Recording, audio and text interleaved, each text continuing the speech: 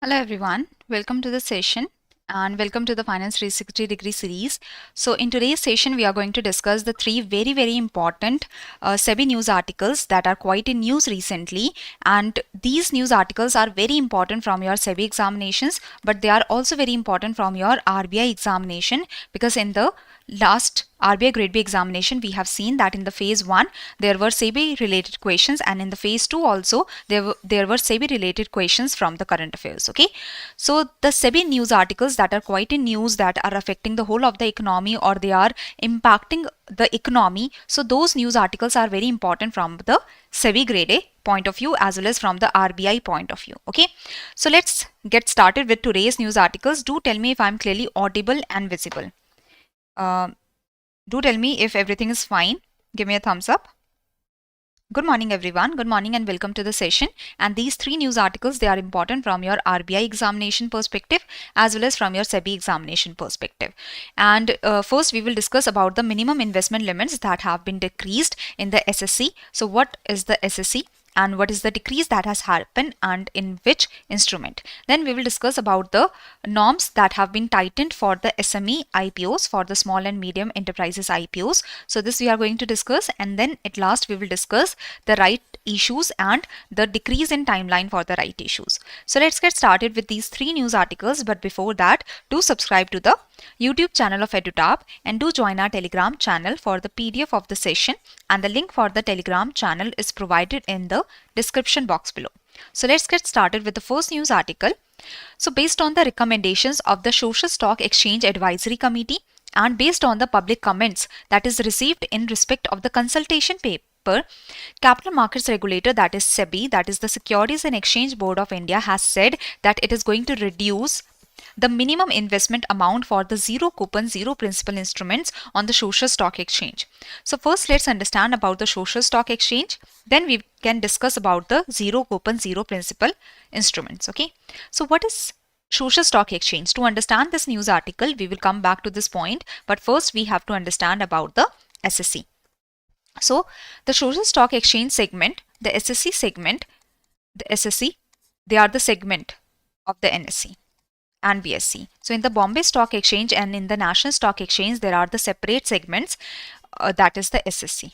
Okay, Social Stock Exchange. Social Stock Exchange segment on the NSE, it provides the social enterprises, it provides the non-profit organization and the for-profit social enterprises engaged in eligible activities, that are engaged in the eligible activities such as they are engaged in eradicating the hunger, poverty, malnutrition and inequality. They are promoting the healthcare, including mental health care, sanitation facilities, and they are promoting the livelihoods for the rural and the urban poor.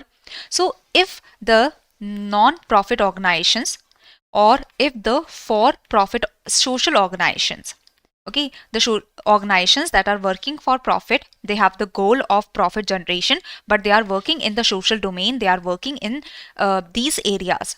So these organizations, these social enterprises, they can register themselves and they can raise the funds through the social stock exchange. So basically, social stock exchange, it is providing the opportunity to the social enterprises such as the NPOs, not-for-profit organizations, and for-profit enterprises that are working in the social area. So these social enterprises, they are provided with the opportunity through the social stock exchange to raise the funds, to collect the money, to raise the funds from the different investors that invest in this social stock exchange. Okay, so the social stock exchange segment, it is a segment on the NSE, on the National Stock Exchange. It provides the social enterprises, the not-for-profit organizations and the for-profit social enterprises that are engaged in these eligible activities a unique opportunity to register themselves and raise the funds on the recognized social stock exchange platform. So this is the idea. Now, which are the NPOs or which are the eligible not-for-profit organizations and which are the for-profit social enterprises? So that we have to understand. Okay, so they must be engaged in these activities, that we have understood, that they must be engaged in the social activities and they must be creating some social impact to be registered on the social stock exchange. So only those social enterprises can register in the social stock exchange and raise the funds from the social stock exchange if they are engaged in such impact creating activities. Okay. Now, which are the NPOs and which are the for profit organizations? So, not for profit organizations shall mean a social enterprise that are working to create the social impact if they are a charitable trust registered under the Indian Trust Act 1882, a charitable trust registered under the Public Trust Statute of relevant state, a charitable society registered under the Societies Registration Act of 1860, a company incorporated under Section 8 of the Companies Act of 2013, or any other entity as may be specified by the board. So these are the social enterprises that are the non-for-profit organization. Okay. So not for profit organizations, they have to follow these criterias, any one of these criterias. Now, who are the for profit social enterprises? So for profit social enterprises, they shall mean a social enterprise that are working for creating the social impact, which is either a for profit company or body corporate. They are a for profit company, that means they are working for profit, but they are working in the social impact zone also, that means they are creating some social impact. Okay.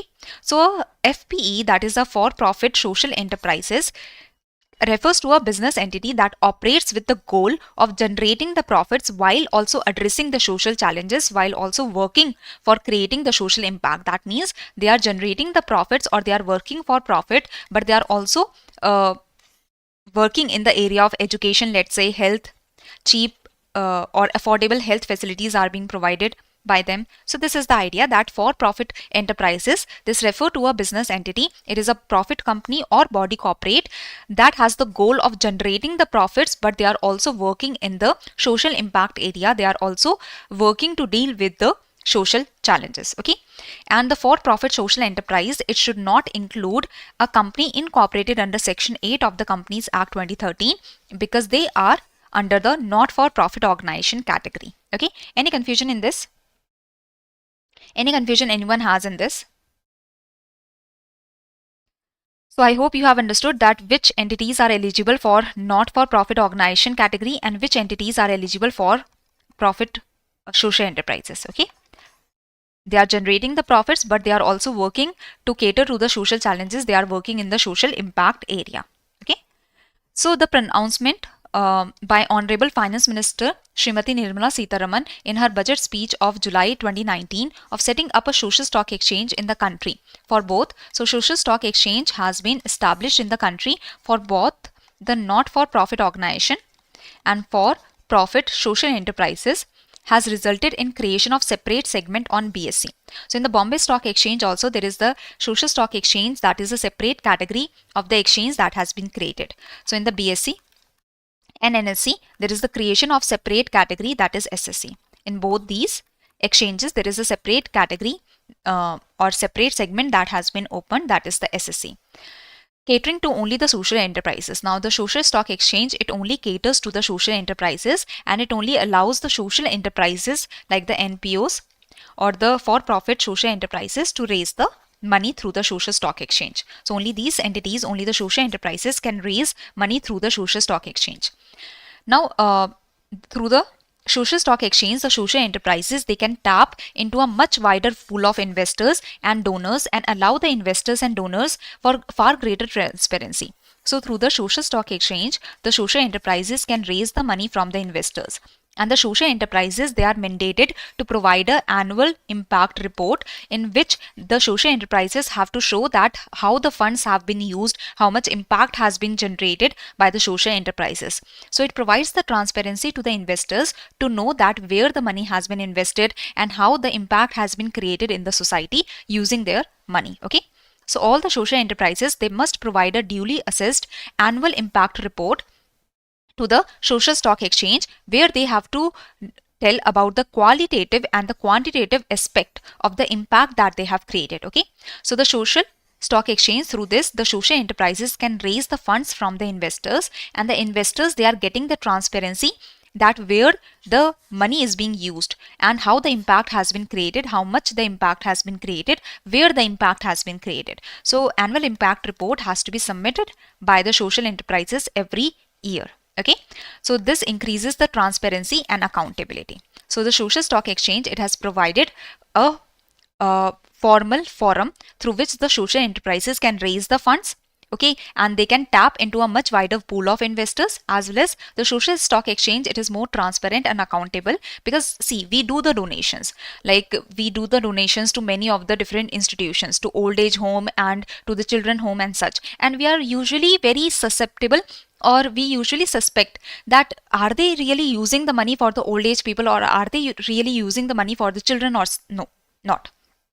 So usually this is in our mind, and that's why when we are helping or we are providing the money, we are usually not at ease of mind that are we really providing the money to the correct people, are they really going to use this money for the social impact or for the old age people and such. But here you can understand that the annual impact report has to be provided by the social enterprises, so that the investors are able to know that where and how the money has been used and how much the impact has been created. Okay, so the reports can be checked, and the duly assessed report only has to be provided. So this is the idea. Now zero coupon, zero principal. Zero coupon, zero principal. This is a kind of instrument through which the investors are actually donating the money through the social stock exchange to the social enterprises. Okay. So let's say a particular investor wants to provide the money to a social enterprise which is working for education of the poor people. Okay, so investor, it is providing the money to the social enterprise through the zero coupon, zero principal instrument. Zero coupon, zero principal means that once the investor, let's say it has donated 1 lakh rupees. So here this is through the zero coupon, zero principal instrument. That means the investor will not receive any coupon. The investor will not receive any interest on this money. The investor will not even receive the principal. So this is a purely donation money that is provided to this social enterprise, and this money is donated through the zero coupon, zero principal instrument. So zero coupon, zero principal, they are the instruments for donating the money from the investors to the social enterprises through the social stock exchange, and this money is donated to the social enterprises that are the not-for-profit organizations. Okay. So in the social stock exchange, there are different instruments through which the investors can provide the money to the social enterprises, to the NPOs, or to the for-profit social enterprises. Okay. Now the investors can use the zero coupon, zero principal instrument to provide the donations to the NPOs. Okay. To work in a certain area. So this is the idea. Zero coupon, zero principal means that you will not receive the interest, or you will not receive even your principal. So it is the money that is completely donated. So this is the idea. Now for the zero coupon, zero principal instrument on the social stock exchange, before the minimum investment amount was 10,000 rupees, but now the investment amount has been reduced to 1,000 rupees only. So you can understand that there is the decrease in the minimum investment limit that has happened. So the move aims to enhance the retail participation in the stock impact investments. So if the minimum investment limit is 1,000 rupees, so even the retail investors like you and me can also invest and can also provide the money to the not-for-profit organizations through the social stock exchange. Okay, so this is the idea that the move aims to enhance the retail participation, the participation of the common people in the social impact investments, thereby increasing the flow of fund to the not-for-profit organizations and to the social enterprises. So this is the idea. I hope this is very much clear. Now coming to the next news article, that is SEBI has tightened the norms for the small and medium enterprises IPOs. So as you know, first of all, what are the IPOs? The initial public offering. This is for the first time a company for the first time is issuing the shares for the general public. Okay. So when the company for the first time issues the shares for the general public, so that is your initial public offering. That is for the first time the shares have been offered to the general public. Okay. So this is the idea that the company is for the first time issuing the shares to the general public through the stock exchanges. So the Securities and Exchange Board of India has implemented a stricter regulations for small and medium enterprises which are planning to launch their initial public offering, which are planning to issue their shares to the general public. Now in the last year, you can understand that there was a lot of small and medium enterprises that were releasing their IPOs, and there were various cases that were coming up that some small and medium enterprises or some companies, they had only one branch, but they were able to generate or they were able to receive 1,000 crores of the initial public offering. So in the initial public offering, these small and medium enterprises, they were able to receive a lot of money, which was way greater than their financial, uh, than their financial valuation. So you can understand that the small and medium enterprises, in this category, there was a lot of problem that was coming. Many of the small and medium enterprises, they were releasing their IPOs and they were valuated, they were gaining the money way higher than their actual valuation, than their actual financial uh, condition. Okay, so it was considered that we have to make the norms. SEBI considered that SEBI has to consider the norms more stricter, and SEBI has to make the norms more stricter for the small and medium enterprises IPOs. Okay, so this is the idea, that in the last year specifically, the small and medium enterprises, they were able to generate a lot of money through the IPOs, which was even higher than their actual valuation and their financial condition. Okay, and many of the investors, they were investing their money in the small and medium enterprises even without checking the financial condition of the SMEs, because there was a boom that was coming in the category of the small and medium enterprises IPOs, and the IPOs, they were getting listed at a very high price. So investors, they were getting the profits, and investors were even investing in such SMEs that were not very good. Okay, so the SEBI has said that it can create a lot of problems. This kind of situation can create a lot of problems at a later on phase, as in the later on phase, the prices start to decrease. So SEBI has implemented a stricter regulation for SMEs IPOs. These measures aim to enhance the transparency, ensure that the prudent use of funds are being done by the SME. So small and medium enterprises, they are raising funds through the IPOs by selling their shares to the general public. So if the SMEs are raising the funds, they should use these funds in the right direction. Okay, and protect. So these measures, the stricter regulations, they are implemented for enhancing the transparency, ensuring the prudent use of funds, and protect the investor interest. So what are the norms that have been introduced? So that we are going to discuss now. So profitability requirement, the SMEs must now report a minimum operating profit of 1 crore in at least 2 of the last 3 financial years. So in the last 3 financial years, at least in 2 of the financial years, there should be the net profit, there should be the minimum operating profit of rupees 1 crore. Okay, so this has been said. Next criteria is that there is a cap on offer for sale. So during the release of the IPO, so when a company, when a SME is releasing the IPO, they can also do the offer for sale under this IPO or with this IPO. So offer for sale means that the previous shareholders, let's say I have opened this company XYZ. Okay, so I am a shareholder. I had 100% of shares for this XYZ company. But before the release of the IPO, I did certain fundraising also. So I sold 20% of the shares to another company, to another individual or another group of individuals. Okay, so let's say I did the fundraising and I sold 20% of the shares to my friend, let's say Prachi.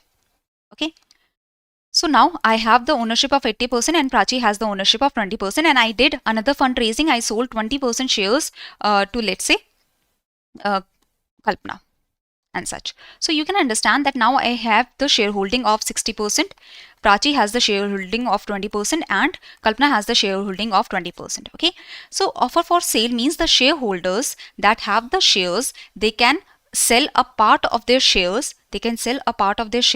during the IPO, during the initial public offering. So in the initial public offering, usually the fresh shares are being issued to the general public, but the shareholders can also sell their shares to the general public under the IPO, and this is known as offer for sale when the shareholders are selling a part of their shares. Okay, so the portion of shares that existing shareholders can sell during an IPO is limited to 20%, so that the shareholders do not decrease their shareholding a lot. Because if shareholders are decreasing their shareholding, if shareholders are leaving the company, you can understand that there is some problem in the company. Okay, so the portion of shares that the existing shareholders can sell during an IPO is limited to 20% of the total issue size. So the total issue size during the IPO is, let's say, 50 crores rupees. So through the IPO, the company wants to raise 50 crore rupees. So out of this 50 crore rupees, only 20% can be offer for sale. That means only 20% is the limit that the shareholders can sell the existing shareholders can sell their shares.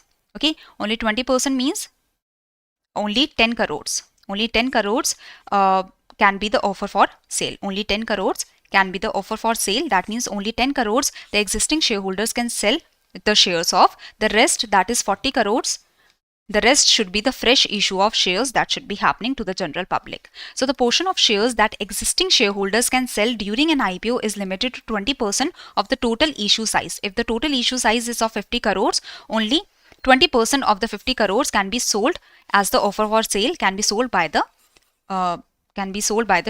existing shareholders, the shares of the existing shareholders. Additionally, individual shareholders, now Kritika, Prachi and let's say Kalpana, they are the individual shareholders. So an individual shareholder, let's say Kritika has 60% of the shares. So out of the 60% of the shares, additionally, individual shareholders are restricted from offloading more than 50% of their pre-issue shareholding. So if Prachi has 20% of the shareholding before the IPO, so Prachi, if Prachi is selling her shares, so she can offload only up to 15% of the shares that she has. So she can sell 10%, we can say. Okay, so individual shareholders, they are restricted from offloading more than 50% of their pre-issue shareholding. That means they can only sell 50% of their pre-issue shareholding. So if someone has 1 crore, they can only sell 50 lakhs. If someone has the shareholding of let's say 2 crores, they can only sell 1 crore. Okay, so this is the idea. So offer for sale, overall on the offer for sale, there is the limit of 50% that the existing shareholders, on the offer for sale, there is the limit of 20%. On the offer for sale, there is the limit of 20%. That is the existing shareholders, they can only sell up to 20% of the total. They can sell the shares of up to 20% of the total issue size. Individual shareholders, they are restricted from offloading more than 50%. Okay. Now phased lock-in for promoters. So promoters shareholding, that is, the promoters, that is that has established the company. So in this case, Kritika established the company. Okay, so Kritika needs to have a minimum promoter contribution in the company. So I need to have a minimum promoter contribution in the company. I need to have the minimum shares in the company. Let's say minimum shares are 20%. I need to have minimum 20% of shares in the company. But let's say I have 60% of shares, or let's say I have 30% of shares. I have more shares. So the promoter shareholding that is exceeding the minimum promoter contribution, that will be subject to a phased lock-in period. So if I'm keeping the minimum promoter shareholding that I need to keep in the company is 20%, but I'm keeping 30% of the shareholding. Okay, so the additional shareholding that I have, that will be under the lock-in period. Okay, for the IPO. So half of the excess holding, that is half of this excess holding will be released after 1 year, or they will be unlocked after 1 year for the sale, and while the remaining 50% would be unlocked after 2 years. So this is the whole idea. So if I am having more than the minimum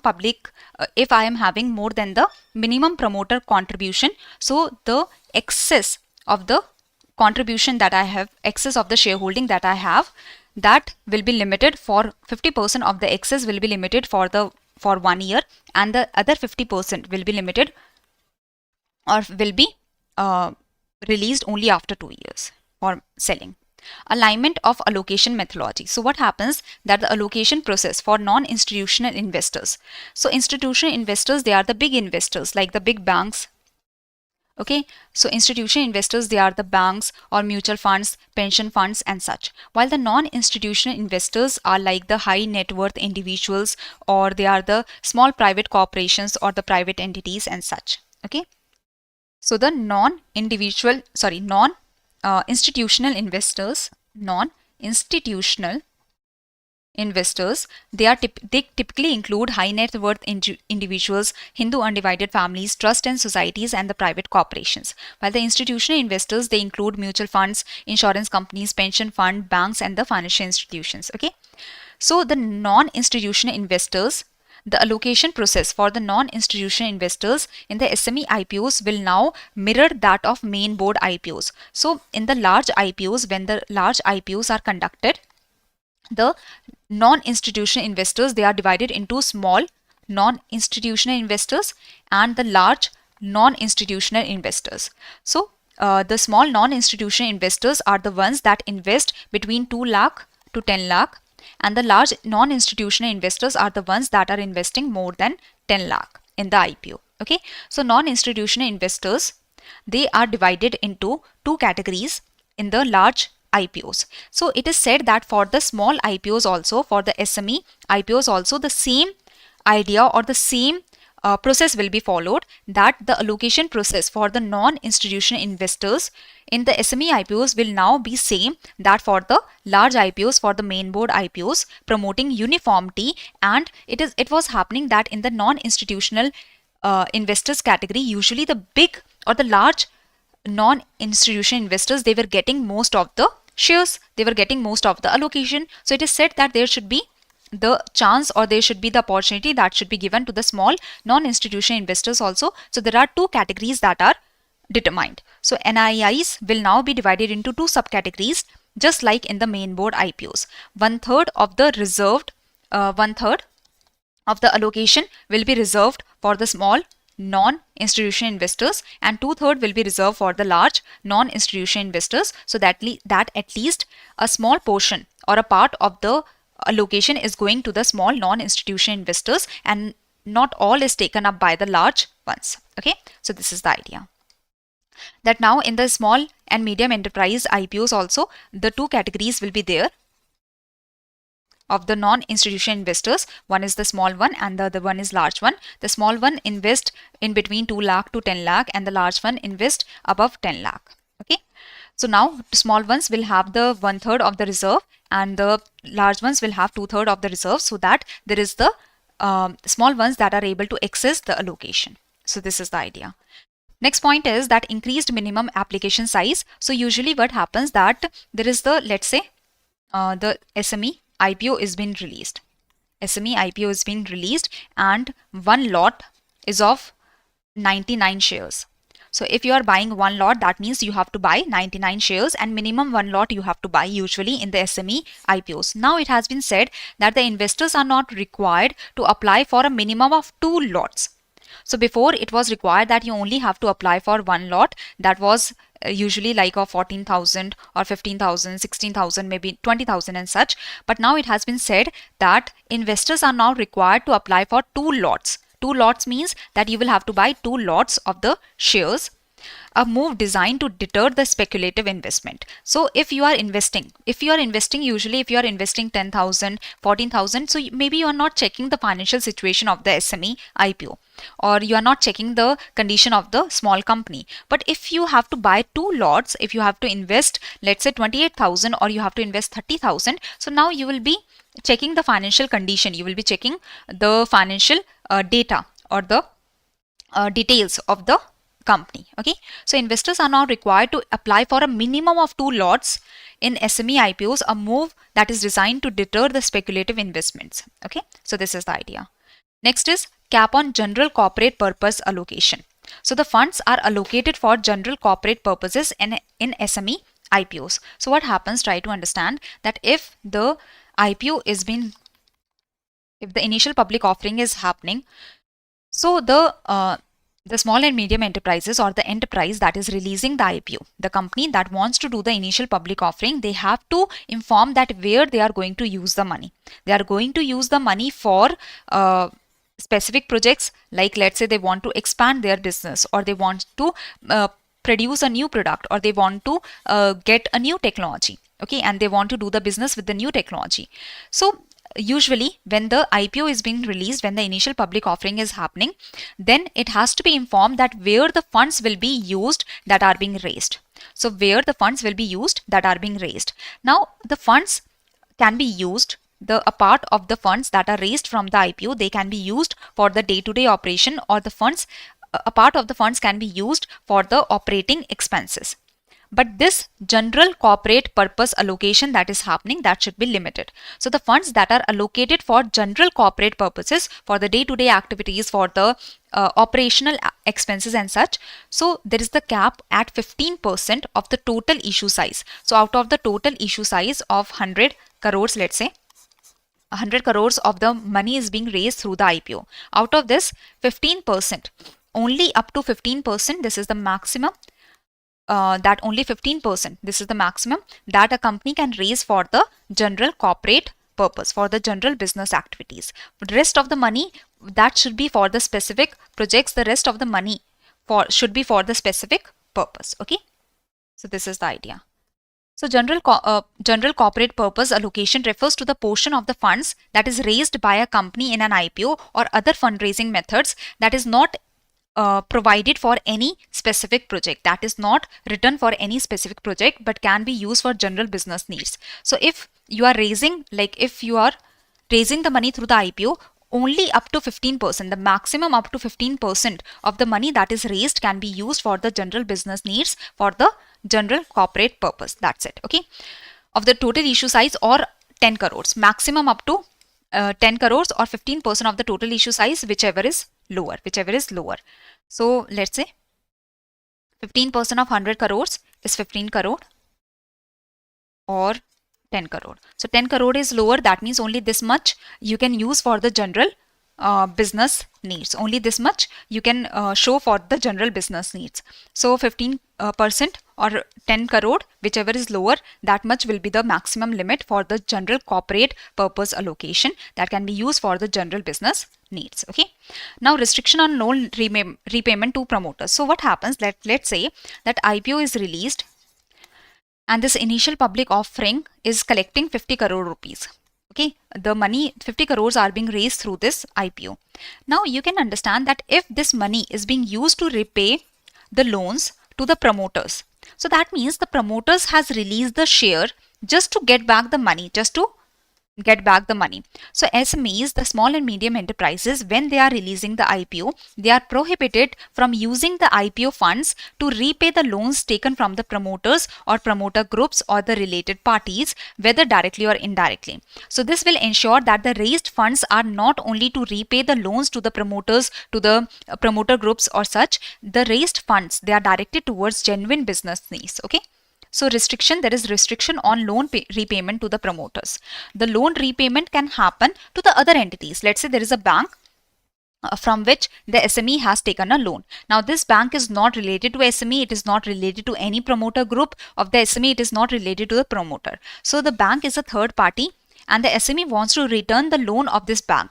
So that can be possible with the funds that has been generated from the IPO. But let me tell you that if the SME is raising the funds through the IPO, then these funds are prohibited to be used for repayment to the promoters or the promoter group or the related parties. Okay. So basically IPO funds, they cannot be used, that funds that are raised through the IPO, they cannot be used to repay the loans to the promoters or to the promoter group or to the related parties of the promoters. Okay. But the IPO funds that are raised through the IPO, they can be used for the repayment to the other third parties that are not connected to them. Okay, so SMEs are prohibited from using the IPO proceeds, the IPO funds, to repay loans taken from promoters, promoter groups or related parties, whether directly or indirectly, ensuring that the raised funds are directed towards genuine business needs. Okay, public comments. Now draft red herring prospectus. So basically while filing an IPO, companies come out with the draft red herring prospectus, also known as offer documents. In this document, all the information has to be provided by the company, that why the company is raising the money, what is the financial condition of the company, what are the financial details of the company. So that has to be informed in this offer document. So while filing for an IPO, the companies come out with draft red herring prospectus, also known as offer documents, with details of the IPO, containing the required information such as amount to be raised and the purpose for which the amount is being raised and the financial information about the company. Okay, so draft red herring prospectus for SME IPOs must be open for public comments for 21 days. So while filing an IPO, they have to first release the draft red herring prospectus. Issuers are also required to publish newspaper announcements and include a QR code for easy access to the DRHP. Okay.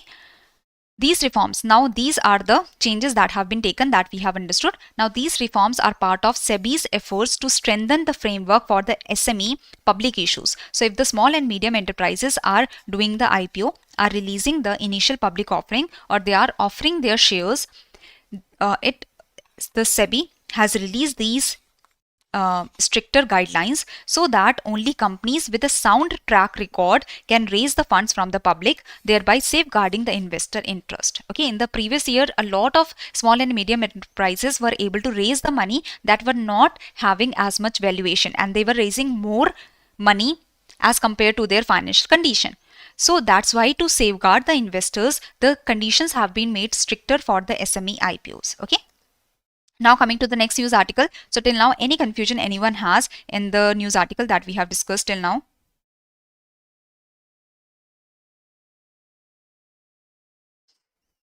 Any confusion anyone?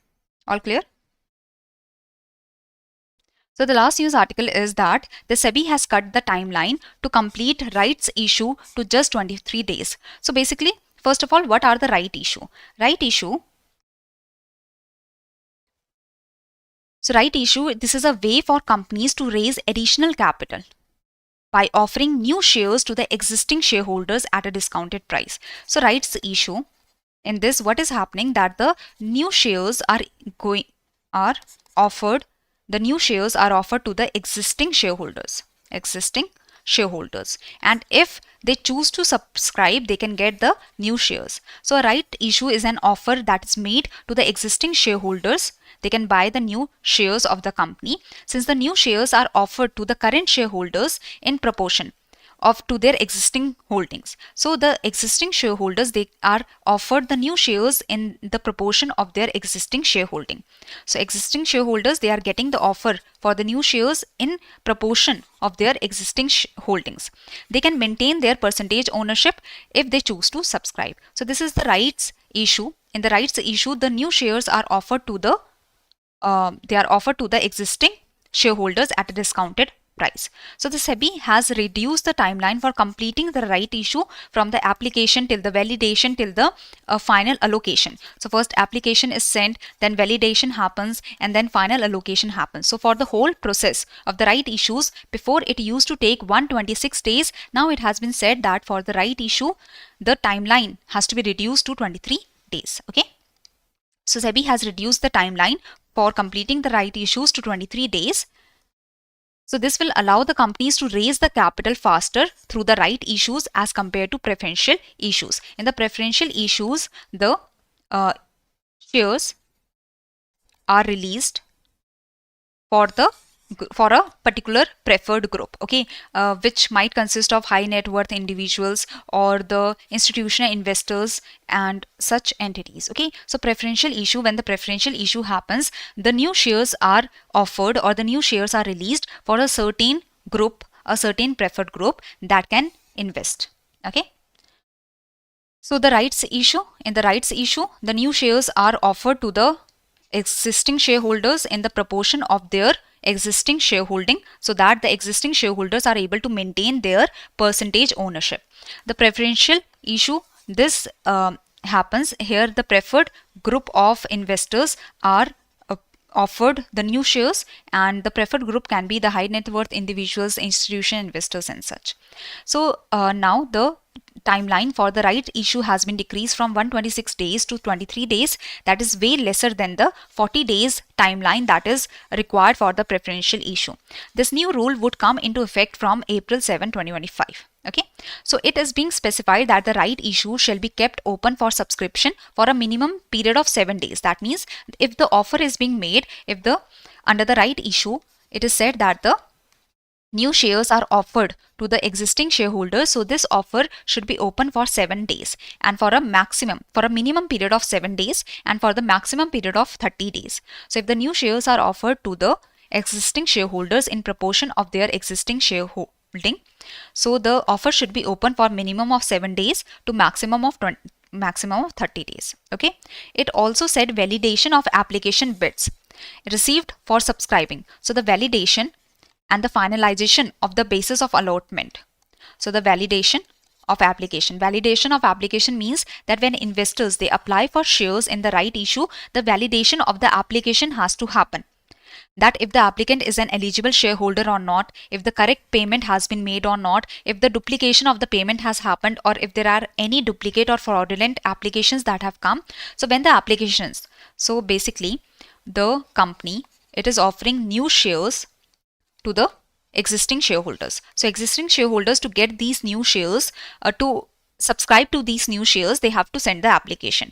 Now for the application that has been sent by this eligible shareholders or existing shareholders, so the application is validated. So when investors apply for shares in rights issue, their application or the bids need to be validated to ensure they meet all the requirements. So validation of application bids is required, and when the validation has happened, then the finalization happens of the basis of allotment. That now the bids have come, so now the finalization will happen of the allotment would also be carried out. So now the help will come from the stock exchanges and depositories along with the registrar of the issue.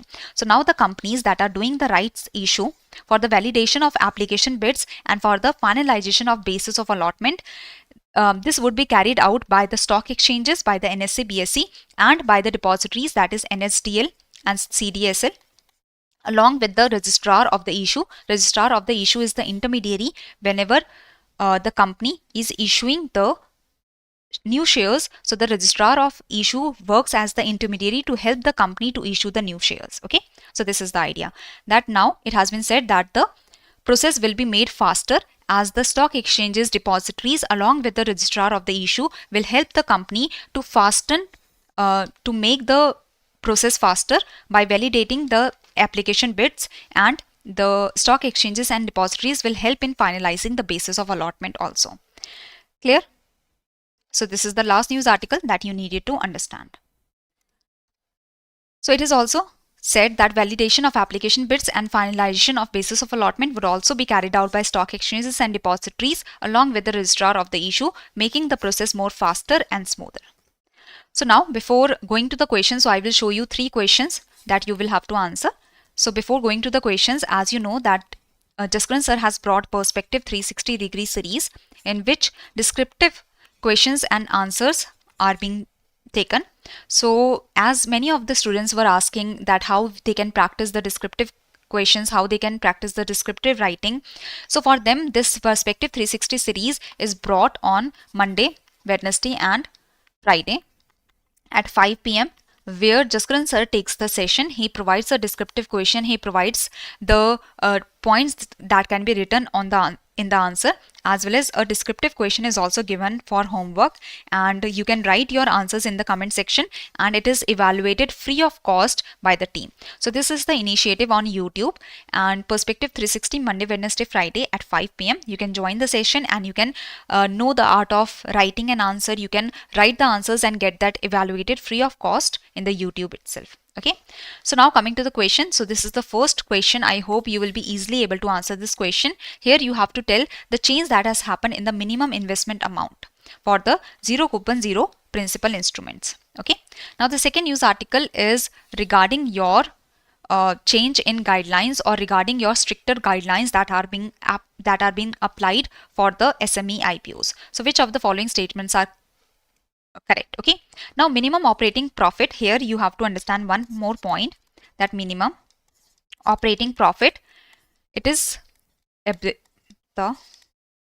EBITDA, that is it is the earnings are taken when the minimum operating profit is calculated. The earnings are taken before the interest is paid, or before the tax is deducted, or before the tax is paid, or before the depreciation or amortization is taken. Okay, so before these deductions are done, so the earnings are taken before any of these deductions. The earnings are taken, those earnings are included. So see basically whenever profit is calculated, so calculating for the profit calculation, the earnings minus the expenditure. This is what we do. We see the expenditure, okay, 100 crores is the expenditure and the earning is of 150 crores. So the profit is of 50 crores. Now, when the minimum operating profit is calculated, so in this case, earnings are taken before deducting the interest payments, before deducting the tax, depreciation or the amortization. Okay, so earnings are taken before interest, tax, depreciation or amortization is deducted. So this is minimum operating profit. That is, the earnings are taken before deducting any of these payments. So this is EBITDA. That is earnings before interest, tax, depreciation, amortization. So earnings before the interest, taxes, depreciation and amortization is taken. So this is the minimum operating profit where the earnings are before these. Earnings are there before calculating for these deductions. So these are the statements. You have to tell that which of these statements are correct. So this is the question that you have to answer. This is the second question. Now coming to the third and the last question, the easy one, that how many days will it take to complete the right issues from April 7, 2025? So this you have to answer, okay? So this is it for today. Thank you very much for joining the session. Do give the right answer of the homework question and remember that the minimum operating profit, it is calculated through the earnings before the interest, tax, depreciation and amortization is taken. Okay, so do answer the 3 homework questions. Let's see how many of you are able to answer the questions. So this is it for today. Thank you very much. I hope you enjoyed this session, and such SEBI related sessions, if you want that they should be taken, let's say one session every 2 weeks or one session every 3 weeks. So do tell me that if you enjoy these sessions also with the RBI sessions. Okay, so thank you very much. Thank you everyone for joining the session, and remember that the SEBI news articles, they are important for your RBI examination also, because in the phase 1, in the phase 2, we have seen multiple SEBI related questions from your current affairs. Okay, so be aware about this point. So this is it. Thank you everyone. Thank you for joining.